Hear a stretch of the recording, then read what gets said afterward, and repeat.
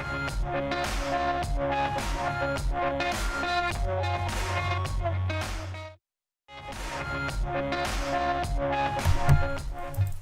what's up everyone? We're back here at Full Spectrum Laser in beautiful Las Vegas, Nevada, here just south of the Strip, here in Las Vegas. Let me mute this computer before that gets out of hand.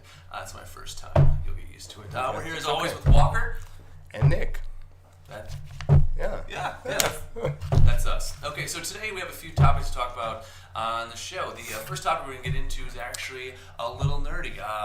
Neil deGrasse Tyson canceled on us yet again. I guess he's busy. I don't know what's going on with this guy, but really stoked about it. But hopefully next week we'll see him. But instead we're going to dive into a little bit of laser science and just what it takes to get electricity to form a laser beam and vaporize that material you're cutting. Exciting. And then we're going to talk about best practices. So just little tips and tricks here and there. We're going to take some questions while we're doing so. Absolutely. We'll head out to the 48 and check out some things on the Pro Machine then as well. And while we're out there, we'll talk about alignment. And we'll come back here and Walker kind of talking about some tips and techniques and just some things to look out for while doing your alignment. Yeah, we'll just elaborate a little bit after that. So absolutely. I got to quit tapping the table, I think. I feel like I'm starting to rumble and stuff. Sorry about that, guys out there with your audio on. Okay, so let's dive right into this laser science. Okay, so science. I know it's maybe what we'd call a nerdy. Science is cool, but to be honest with you, there's a lot of complicated things going on inside this laser tube, right? We're taking electricity, applying it to a gas in a tube, and it's gonna make a beam of light to vaporize stuff. That's pretty complex. So without further ado, let's cut to a little clip we put together about the science of lasers. All right, well, let's just take a second and let's talk now about how lasers work.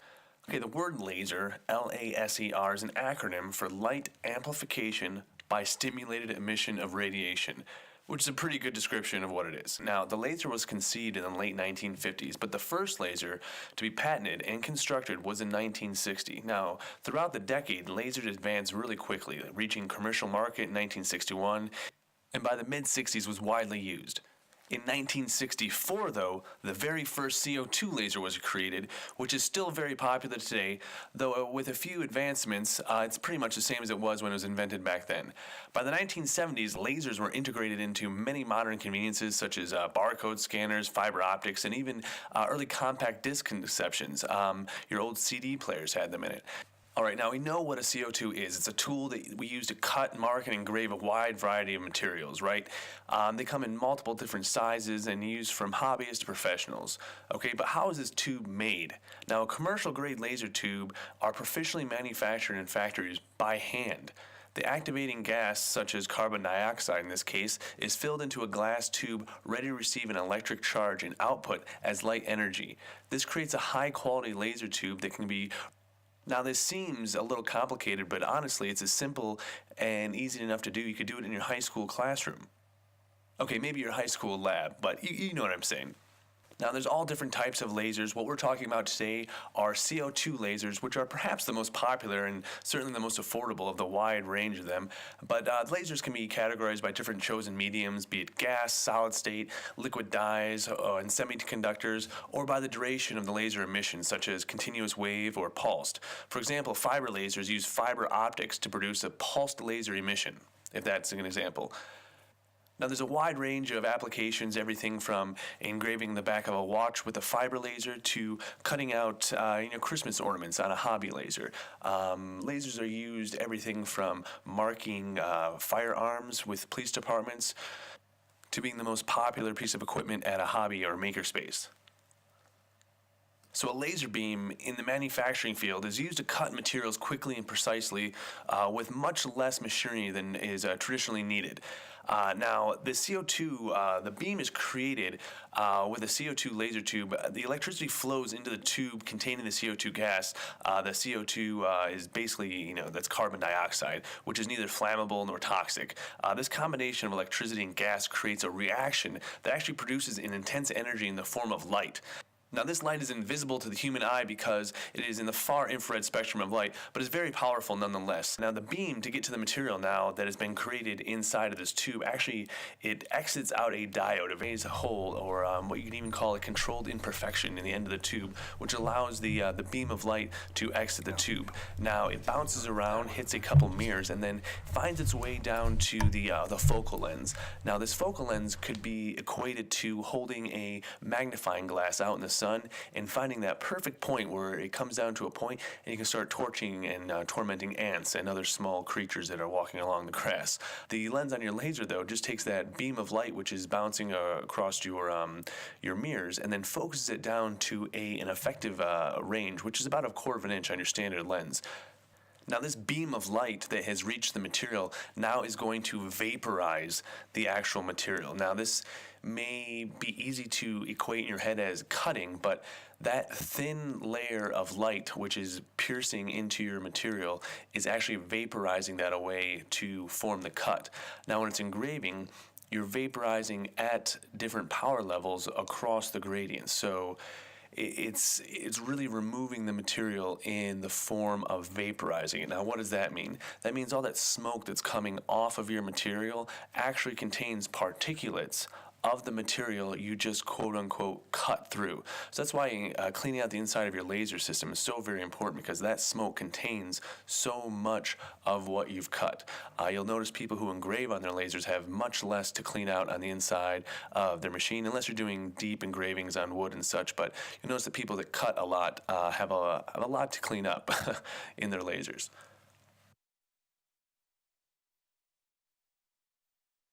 Now, the capabilities of the laser are greatly enhanced by the quality of software that's associated with them. You're really only able to do as much as your software allows you to do with your laser. With that said, there's a lot of different things the laser software can do to adjust the laser in its usage. So you have power and speed, which are your two biggest adjustments with the laser. Now, why is that important? Your power is obviously important because that's how much power is getting into your material. But let's talk about speed first. Your speed is important because the slower you go, the longer amount of time is spent with the beam on the material. In that case, you have more time to vaporize it. So if it's passing over the material quickly, you're not giving it a lot of time to vaporize the material. If you're slowing it down, the slower you go, the more time you're giving it with the material to do the job it's there to do. Now, what can happen is you can go too slow and torch and burn and sometimes even cause fires on thinner flammable things if you go too slow. But speed is one of the most crucial adjustments you can do to affect the output of your laser. Now, power is something that is obviously just as important, but power and current are two things I think people sometimes confuse or wonder what the story is with it. You can think of power if your laser head was a jackhammer. Your power is how hard the jackhammer is hitting, and your current is how often the jackhammer is hitting the ground. So adjusting the current adjusts how much pulse you have hitting the material, and the power is actually how much power is getting to the tube. So those two things you can adjust. Now, between power and current, always adjust power first, and then use current to sort of tweak your power settings. Think about current as a fine-tuning for your power. Now, as the laser moves around the bed, the laser cutters aren't just used about the laser tube. They require the quality engineering of the laser head and its ability to move across the material within the workspace. Aided by computers, this allows a level of accuracy that is highly applicable for extremely complex designs. For example, recreating photo quality images or cutting out complex shapes and objects to perfect dimensions are incredibly easy with a hobby laser, or any laser for that matter. With today's laser cutter, design theory is an open field to explore and actualize. Designers can utilize computer technology to create intricate patterns for cutting and engraving, and then let the laser cutter do the handiwork with amazing precision, speed, and repeatability. More and more lasers are becoming the right tool for the right job for both the amateur maker and the professional manufacturer. Anything you're trying to do with personalization, high levels of accuracy, or high levels of precision, lasers are the first thing you should think about. With that said, this is kind of what we do every day. This is the science of lasers. Now, going forward, what we'll do is we'll kind of show you how this science applies to some of the projects. Poof, and we're back from Science World. Again, we apologize. Neil deGrasse Tyson is supposed to be right here, but canceled. Again. We'll talk about that another time. Real quick though, Jason P. from Springfield, Illinois is writing with a question. Since the tube is filled with gas, is there any danger of a CO tube, laser tube exploding? No. No, I'd say there's absolutely no chance of a laser tube exploding. Not a silly question. We apologize for a little bit of a giggle, but it's just so far from a possibility. Yeah, there's not enough going on, right? The PSI is not so crazy that if something happens, it's just going to explode. Yeah, and while there's CO2 gas in there, it's actually not at pressure. It's actually at a vacuum. And there's so much more going on. Right. So CO2 is non-toxic. Last thing you would worry about. Yeah. Last thing in the world you'd worry about. One more. Norma G from Maine. Great state of Maine. Do I need safety goggles for hobby lasers? If not, can I still wear them to look cool? Norman G. Yeah, if you want to look cool, definitely wear safety goggles, especially on a first date. It sends the right message.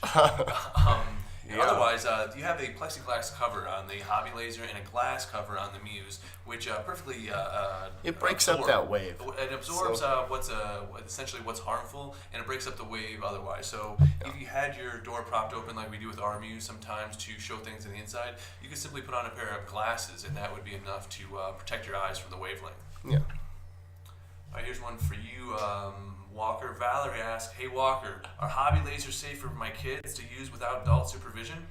With adult supervision? Without. No. No, Unless your kids are extremely smart. But I still wouldn't. I would still say no. I'd say even the smartest 12-year-old is not ready for a laser on his own. How old is she? She could be 50 and have kids that are 30. Right, so if your kids are... Let's say 18. In their late teens, yeah. I would say if they're not in high school, they definitely need supervision. If they haven't been through some sort of safety course and haven't used a laser before, absolutely not. Like, it's not something you'd buy for a kid for Christmas and then send them down to the basement and let them just go nuts, for a few hours. It's not quite that type of machine. It's close, though. What's great about the Muse, though, is it brings families together. It allows you to do projects together where you can make a lot of something and have everyone in the family put them together, or each take a part of the process. You can all wear the safety glasses together. Absolutely. Okay, so from this little science section, we're going to kind of slide over and talk now about our best practices, tips, and techniques with using the laser. Now, a lot of times, our most common, whether it's someone writes into support, someone gives us a quick message on Facebook, a call, a tweet, or whatever, is my laser won't fire. What do I do? Well, that's a good question. Well, first... What's the first thing you check, Walker? First thing, check if it's plugged in. Well, hold on. Let's assume this. Let's not... Believe it or not, that happens. That has happened. But let's assume that the laser's plugged in. Okay, it's turned plugged on, in, it's on. You're connected with a retina grave, but for some reason, the laser's not firing. What's the very first thing you would check? So I would check my lid, make sure that the lid sensor's engaged. I would also check the water. You want to make sure that your water is flowing, and it's flowing in the right direction. So those two things Walker just mentioned, your lid and your water flow, are both sensors that are what we'd call safety preventatives of the laser. So if you don't have water flow in your laser, it won't fire. There's actually a water flow sensor in the plumbing that it alerts the laser if you don't have water flow in the tube. The cooling is that essential for the laser tube that it won't fire without it. Now the lid sensor, why is that important, Walker?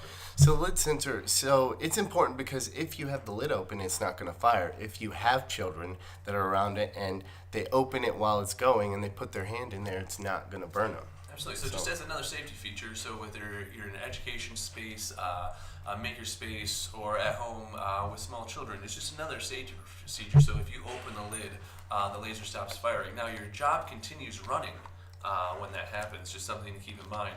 But also a tip we use sometimes is, let's say you started a raster and you only have that one piece and you need to change the settings and you have to go back to the beginning and start over. Well, you can keep the lid open for that little bit of the run that's already started, and then shut the lid just the right time and continue your raster from there. That's a little pro tip if you're having a problem with raster. That's a good one. I don't think a lot of people know that. No, it's something we use quite a bit here in shop, but I think it's one of those little secrets we don't usually let out of the bag too much. Okay, it looks like we have... this is a great question coming into the winter months. So we have a question about using antifreeze to prevent cooling from your coolant in your laser system from freezing. It's cold winter months. Many people have their Yeah. laser systems out in the garage or in their basements, and their water coolant can and will freeze at night or even during the daytime if you're up in Michigan, where I'm from, in things. So what are some of the things they can do to help keep the system from freezing? Well, first, if you can avoid keeping it in the cold, go ahead and do so. But if it is in your warehouse or something of that sort, the biggest thing is the water freezing not only in the chiller, but the tube itself. You have stagnant water in there, Absolutely. and then it busts your tube just because of the expansion of the ice. So what's recommended to add to your water system to prevent freezing? So not antifreeze, but there's a special stuff called Dow Frost. What's special about Dow Frost compared to antifreeze? What's the difference? I'm not really sure. It's not the same as antifreeze. It's Dow Frost. It's isn't it? It's non-toxic. Well, It's it's not not, yeah, abrasive. non-toxic. And then the plumbing that's inside the It system. won't eat the silicone tubes Absolutely. for sure. So that's the reason why you don't want to use antifreeze instead of use Dow Frost. Some of the chemicals that break down the silicone specifically in the plumbing that brings the water to and from the laser tube will be severely what do you call it, degraded, erode a little bit. Yeah, erode. Definitely break up that silicone. Also, you want to make sure that it's about 30% by volume. You don't want to fill that thing completely up with the Dow So Frost. just a little bit less than a third of your coolant should be the Dow Frost. Yeah, definitely. Okay, great. Okay, here's another one, and we'll talk about this a little bit when we go out and talk at the Pro Machine as well, but we're getting some questions on cleaning the mirrors and lens and having problems with that. And in the Muse, I don't know, can we look in the Muse real quick, Charles? Over there, as Walker's pointing at it, you can see that even just from our use, a lot of burn off and a lot of particulates get in there. So cleaning off the lens and your mirrors is essential. Now, the first thing I always check when I have a little bit of power down or I think my power is degraded from my previous cut is I'll check my alignment and the cleanliness of the mirrors. That's a very first quick easy check. Now, why do you want to do that instead of maybe guessing that the tube is going out or you have a power supply problem? It's just going to be your first most simple step, right? Checking those mirrors, making sure it's clean and alignment. You can get buildup on those things. As you can see, there's lots of buildup in there, and that's not only happening on the bottom. That's also happening as ash goes. It can settle on mirrors and tubes, and if it does settle, and then that laser beam hits, it's going to score and ruin those mirrors and lenses. So the beam literally has to fight its way through the dirty glass, and what that's doing is as the beam's fighting through the dirty glass, it's almost burning the dirt onto your optics. Oh correct? yeah, it's ruining the optics. Absolutely. So it's essential. It's one of the most important things is keeping your laser clean, especially the optics. So if you're having some problems with power or if you notice a power degradation, always check your cleanliness of your lens. Always check your alignment first off. Definitely, and I would go as far as saying clean your whole machine. Absolutely. And if we see the on the bottom of that machine, we see a lot of dirt and debris. Oh, yeah, here we go, That's right here. going to be the actual cut. That ash and the glue and stuff is going to build up on the bottom. And we suggest an oven cleaner. You can get this at Home Depot, something of that sort. Or literally the cheapest stuff at a 99-cent store will do the trick. You don't need anything special. You don't need anything very strong. Just something that's made for. So the reason an oven cleaner works really well is it's designed for inside your oven when things have been baked for a long time and are caked on. Now, essentially, it's the same things happening on the base of your hobby laser. That's why it's the perfect fix. Here's a great question about focus. When do I focus? How, when, why? Why is it important? This is probably one of the most important things into getting a good product. When you say, Yeah, I would say if you have a Pro Machine, definitely put your material in and focus. Yeah. That's the first thing, really. I focus and then put the machine on. So if you use a Muse, focus before you hit the camera button or you play the job. Absolutely. It's important because that's how you get a good output on your vector cuts and your rasters. Absolutely. Simple as that. And as your beam comes down, it comes down to a point, and at its focal point, it's its most effective. So if your focus is anywhere off where that beam comes into focus, you're just going to have a less effective beam, and it's going to be wider. So the most precise, the most accurate cuts will happen at its peak focus. Just keep that in mind. Yes. And also keep in mind, too, that your focal length has about a 1/4 inch of effective space. So if you're doing something thicker, or let's say you're on a hobby machine, you're trying to cut something like a 1/4 inch what do you call it, like a 1/4 inch poly or plywood that has a lot of glue. Sometimes those can be really difficult to get through. Well, well, consider moving your focus to the middle Just of a the little board. bit. So focus to the top and then lower it just a touch, maybe about the half the thickness of your material to help with the effectiveness of your beam as it cuts through. Yeah, have a little play above and below that focus line. Okay, it looks like we got a question. Oh, I'll tell you what. This question, we could probably answer this a little bit better and talk about it out of the Pro Machine. I'll tell you what, Walker and I are going to go out to the Pro Machine. Let's finish talking about this out there.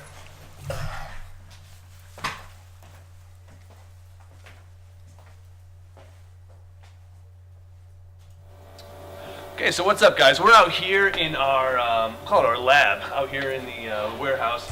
This Pro 48 has been with us obviously a long time. It's our workhorse. This has been, what, maybe 3 years running. It's been through a couple tubes. We use this every day. Probably cut on it 250, 300 days a year. Wow. It's a lot. This big bad boy, if you're only familiar with our hobby machines. Now, our new machines, I promise you, they have nice new blue paint jobs. We'll show you those on a video upcoming. You can check out one of our promo videos on the website. But as you can see, we have a 4 foot by 3 foot work area. Literally, one of your hobby lasers could fit inside of here and live. Like, it's that large inside. Yeah.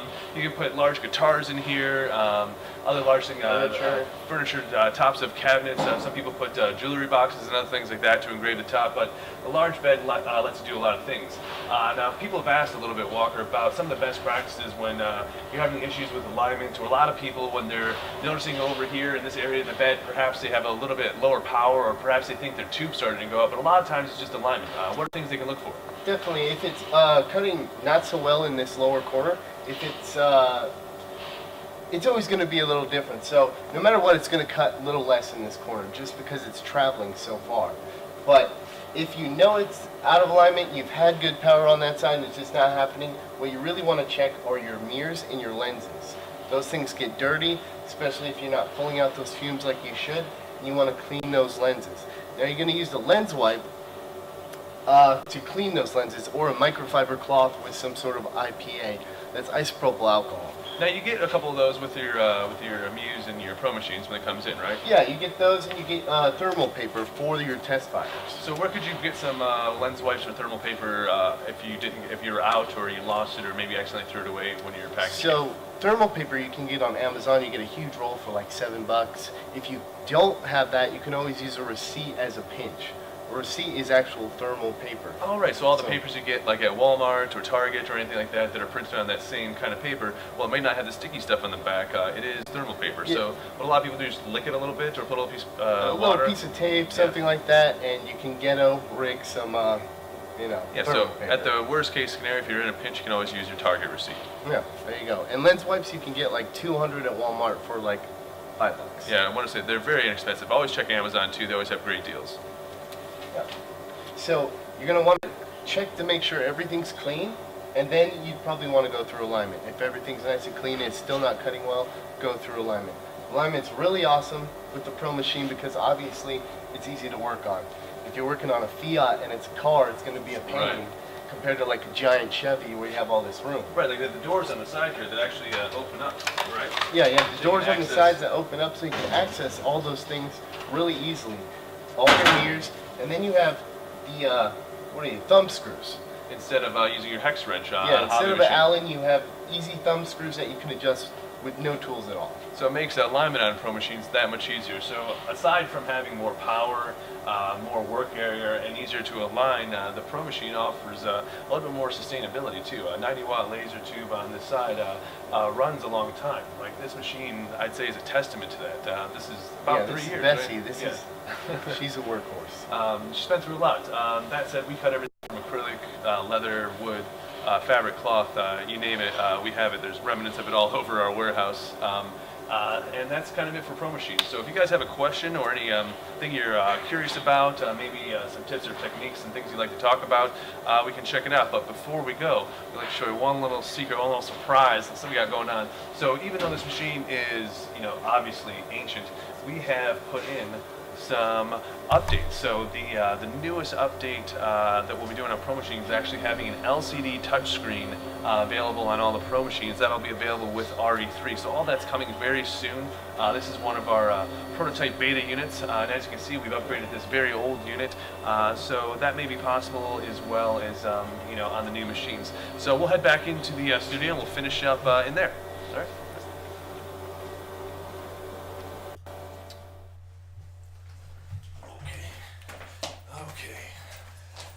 back from outside. So if you have any more questions about Pro Machines and stuff, looks like we have one. I guess we'll answer Bridget's question real quick. When you say focus, are you talking about a pinpoint red beam, as pinpointy as possible?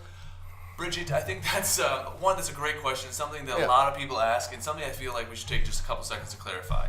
Now you have two beams that come through your optics and down to the point. How about I talk about the first one? Okay. And you talk about the second one. All right. Now the first one is the one you see all the time. It's the red location beam. We'll call it that. Now this position diode is no different than a laser pointer you'd have in class when you're tormenting your teacher as a kid. This is just to show the position of the laser head, where your beam will actually go. Now, this is not what's going in focus. This is not what you're focusing. That has nothing to do with focus, just actually. for visual reference. It's just a reference of where the laser head is. Now, the other beam is the actual laser beam, and that's in the infrared spectrum, and unless you're an alien, you can't see it. So, but technically, both are getting focused with the focus lens. Pinpointing it, she is kind of right, but that's not really the laser beam itself. I get what you're saying. So are you saying that, like, as you're out of focus, your beam will be slightly bigger? Yeah. That is true. So that is true. That is, I guess, a good way of looking at it. But you're not necessarily focusing that beam, right? No, it's just representation. Hey, great question, Bridget. Appreciate you asking that in. Oh, and just to touch back, and I know we mentioned it out there, we mentioned it before, thermal paper, you can get rolls of it like this. This is the rolls that we send pieces for you. When you use it, conserve it. You only need a little bit of it. Use little corners at a time. Like I said, the receipts you get from Target, just take a little bit of a piece of tape and use it with that. Yeah. Or, spring for $5 on Amazon. If you got Prime, it'll show up to your house for, I think, $5 delivered. And you'll have enough, literally, for the life of your laser. A tip for receipts is it will only do it on one side. Right, that's the thing to remember. So if you're trying to do the back of the receipt or where the coupons are, it won't work. It'll just Absolutely. vaporize. All right, Tyler T. from San Jose, California. Should I remove the focus lens to clean it? If so, how do I do that?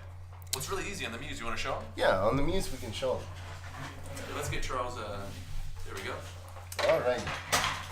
So we'll just disconnect the camera. Here, I'll hold it for you so you can see. All right.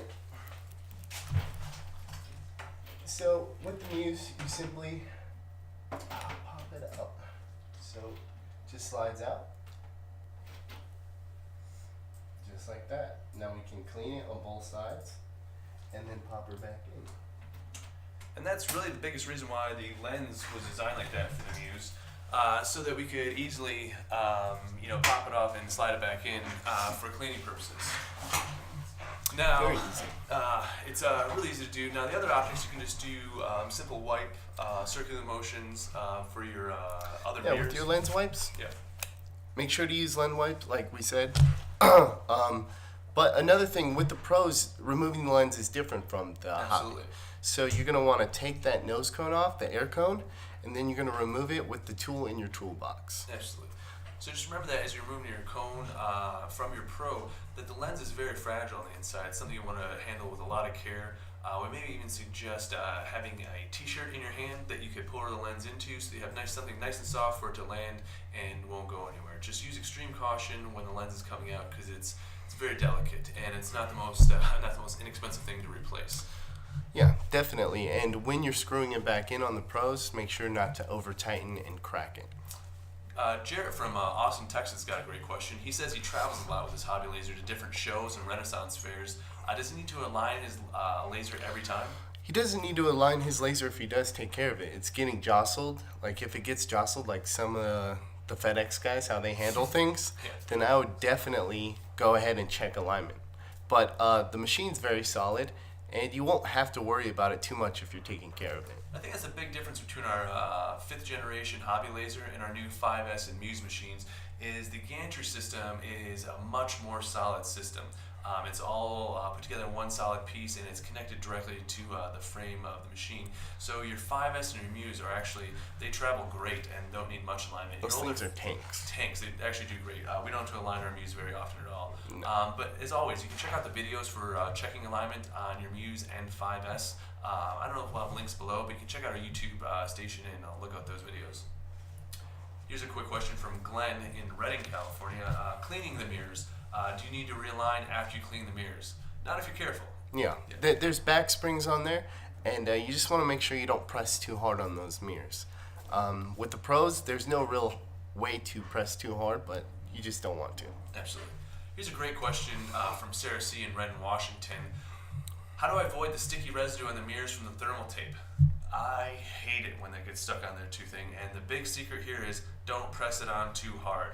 You want to use a very small piece of thermal tape and just very lightly attach it to the mirror. What I do is put it on the housing of the mirror and then just run my finger around the edge. Absolutely. So it doesn't even actually touch the mirror. Yeah, so you'll find your technique, and you'll see when the thermal paper hits the mirror, you're testing it mirror by mirror, so you're moving progressively on. The beam doesn't have to pass beyond the mirror you're testing, so technically the thermal paper doesn't have to touch the mirror. It can just be, like as Walker said, just kind of over the mirror. You're really looking for where the beam is hitting the mirror. Yeah, and you can use less thermal paper the more pro you are. You can seriously take a little piece and use that same piece over and over. Okay, Bridget, sometimes the red beam can be thick. Is that bad? How often should we do the thermal paper? So as for the red beam, being thick is not that bad. Those red diodes actually have adjustments on them. Yeah. And like any laser, you can adjust it so it has a more pointy point, Bridget. So, yeah, those have adjustments, but those don't really matter. You'll notice that once you're in focus, it'll be more in focus than when it's out of focus. And that's what really matters. Absolutely. Okay, then how often should you do the thermal paper? How often should you check your alignment? I would check your alignment first when you get your machine. Just give it a quick check.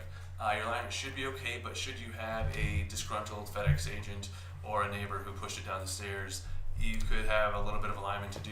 It's usually not that bad, though, even in the worst cases. But after that, what would you say, a weekly check of alignment if you're using a lot? If you're using a lot, yeah, definitely. If it's not moving, it's just sitting there and you're not, running it like crazy, there's no need to do it every week. Absolutely. And another thing you'll notice is if you're just doing a lot of vector cutting, your alignment will stay in a lot longer than if you're doing a lot of engraving. The engraving, you're going back a lot and you're adding a lot of oscillations, a little bit of vibration to the machine, and that aids in a little bit of coming out of alignment. Another thing to remember too is when you do get a good alignment, with such a solid system as the 5S and Muse, make sure your set screws are very tight. Like get those set screws, when they're in the right spot, make sure they're nice and tight so that they don't fall out of position. Okay, looks like we have our last question coming in from Catherine. It says, is it okay to run a job if there's an air bubble in the tube? If not, how do I get that out of there? So it's not okay. So you're going to have a weakness in the tube because it's not filled with that water, and that air can actually heat up quicker than the actual water. So it's going to create a weak point for that tube, and how you get it out, you can pinch the tube, maybe make the water pulse. Well, what does the pinching the tube do? It just adds a little bit of... So a little pressure, and then, just pulses the water back and forth. Or what you can do is simply just lift that side of the machine and have that bubble come right out. So if you think about it, the air is going to rise to the top. So if you lift the side of your machine that you need the air to go to, i.e. the way the water flows, the air will naturally work its way there. But Walker makes a great point. That little air pocket is exactly the reason why you want water filled with your tube, so that it doesn't build up and create massive amount of heat. Okay, so looks like what we're going to do is announce the weekly contest winner real quick. I'm not sure how this surprise name is being flown into us this week, but I'm sure we'll be hit with something, or something will pour on us from above. If there is... Oh, there it is! Okay!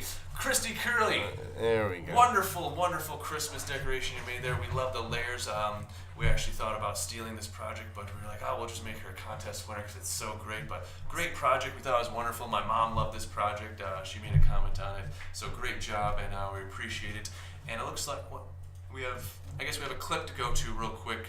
What is this? Welcome to the Evolution Center, a 21st century state-of-the-art learning space that houses emerging educational technology for teacher candidates and regional educators, like 3D printing, coding robots, green screen technology, and virtual reality. However, there's one thing that's missing from our space. That's the Muse Hobby Laser, the laser and cutting technology that we desperately need here in the makerspace. It'll go right here. Welcome to the Evolution. In the right contest, because guess what? You win! You won the contest! Evolution Center of Southeast Missouri State University. Congratulations. you're the winner of the free Muse Hobby Laser. We'll be in contact with you very shortly about getting your Muse, but we'll be sending out a round of applause. We're doing the rounding of applause. Very good job. We really appreciate the video. We got so many great videos in. We got videos from all over the world. We've got, let's see, some people we wanted to mention, they just had great videos. Renders Vilnius from Lithuania, great project. Awesome. Great project. We loved the video. Doc Brown reference was great. We had Ryan Castor and Cindy Garcia, other great videos. Great videos. We're actually going to reach out to everyone that's made great videos. We appreciate it.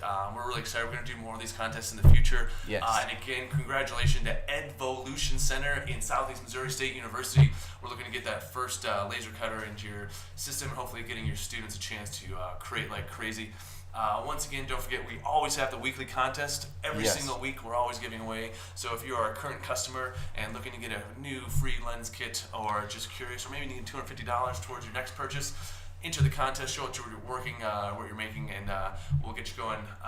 Looks like we can also do a little plug here for our online survey. We're always looking for your opinion, comments, concerns. Link down below for that. We still have a few, got about a week left to the end of the year, so our seasons of making still have $1,000 off all of our pro machines. Yes. Just like we saw outside. Walker actually has a pro machine in his house. He bought one of our refurbs here from work, and he's a madman. He's been working on his motorcycle, right? Yeah, we brought it up earlier today. Oh, awesome. On the 1 hour build? Great. Yeah. Okay, so we're going to have many more 1 hour builds coming into 2018, but one big thing we'd like to see for these 1 hour builds is let's challenge Walker. Let's see what he's capable of. Let's see what he can make. So we're asking you to submit the craziest, the wildest, the most mind-boggling laser projects you can think of, and challenges us in 2018, and we're going to show you just how great we are and how amazing lasers are. So we're looking for the hardest challenge. We want to see the biggest things. Weird stuff. We've made Zeppelins. We've made big Ferris wheels. We have ping pong ball shooting crossbows. We've done everything. We are going to make some more cool stuff in 2018, though. Next week we're going to do a special look back at this past year of laser cutting, some of our projects, and then look what we're going on and see what we have going on in 2018. So we'll have those two things going on as well. And then one big thing next week, it's our Christmas special. So we'll have just came back from Christmas. We'll get to see all the presents and gifts that we've gotten from Santa Claus and all the different reindeer, our new clothes, our sweaters from Mom. So that'll be our special Christmas episode next week here with our weekly laser list. Our Wednesdays with Walker, weekly podcast here. My words are doing real good getting from the brain to the mouth. We're just going to keep pushing them out. So until next week, where we make complete fools of ourselves doing our best at a live production on the internet, I'm Nick. And I'm Walker. Keep making. We'll see you next time.